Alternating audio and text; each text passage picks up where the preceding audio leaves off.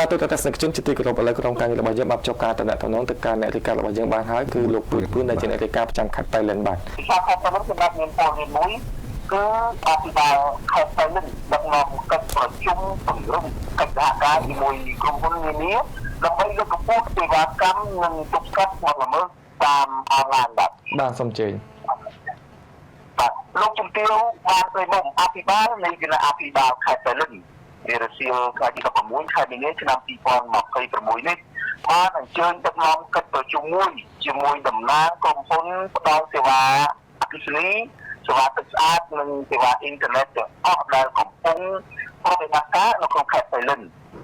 កិច្ចប្រជុំនេះផ្ដោតសំខាន់ទៅលើការពង្រឹងកិច្ចសហការ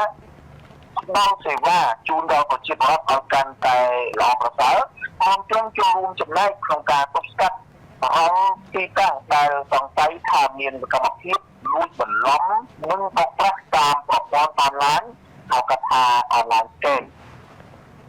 លោកជំទាវបានត្រូវមកអភិបាលខេត្តប៉ៃលិនបានមានប្រកាសថាបច្ចុប្បន្ននេះអាជ្ញាធរខេត្តកំពុងបន្ត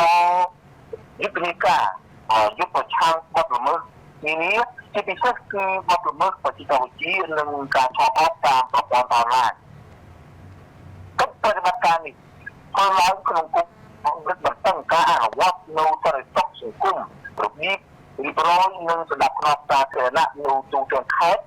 ដោយអនុវត្តតាមវិធានការដ៏ម៉ឺងម៉ាត់របស់រាជរដ្ឋាភិបាលកម្ពុជា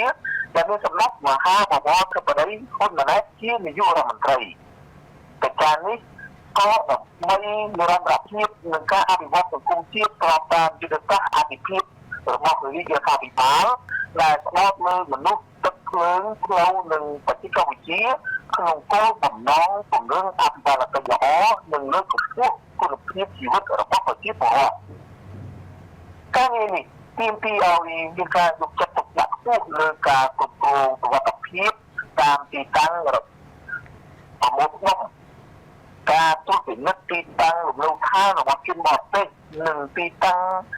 កាស៊ីណូនានាស្ថានភាពទស្សនៈនិងផ្ទះជួលជាដើមដើម្បីទប់ស្កាត់ការរស់នៅ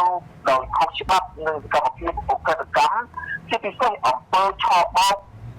តាមអនឡាញឲ្យមានប្រសិទ្ធភាពខ្ពស់លោកជំទាវបានឃើញមុំក៏បានក្រោយរំលឹកដល់អាជ្ញាធរមូលដ្ឋានមន្ត្រីជំនាញនិងក្រុមហ៊ុនផ្ដល់សេវាទាំងអស់ត្រូវខិតខំរួមគ្នាដោះស្រាយទុក្ខលំបាករបស់ប្រជាពលរដ្ឋលោកជំទាវបានជំរុញឲ្យភាគីពាក់ព័ន្ធទាំងអស់យកចិត្តទុកដាក់ខ្ពស់លើការផ្ដល់សេវាសាធារណៈប្រកបដោយសមត្ថភាពជាពិសេសសេវាគ្រប់គ្រងទឹកស្អាតអគ្គិសនីនិងអ៊ីនធឺណិតឲ្យមានផាសុកភាពនិងគុណប្រយោជន៍ជូនប្រជាពលរដ្ឋជាមួយគ្នានេះលោកជំទាវអភិបាលខេត្តបានជំរុញដល់ក្រុមហ៊ុនអគ្គិសនីទឹកស្អាតនិងអ៊ីនធឺណិតទាំងអស់ត្រូវសហការយ៉ាងជិតស្និទ្ធជាមួយគណៈ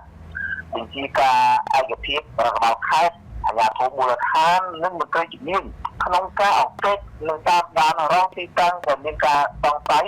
រួមមានអគារស្នាក់នៅស្ថានភាពផ្ទះសំណាក់និងផ្ទះជួលធំៗកិច្ចសហការនេះគឺដើម្បីចូលក្នុងវិធានការទប់ស្កាត់ការផ្ដល់សេវា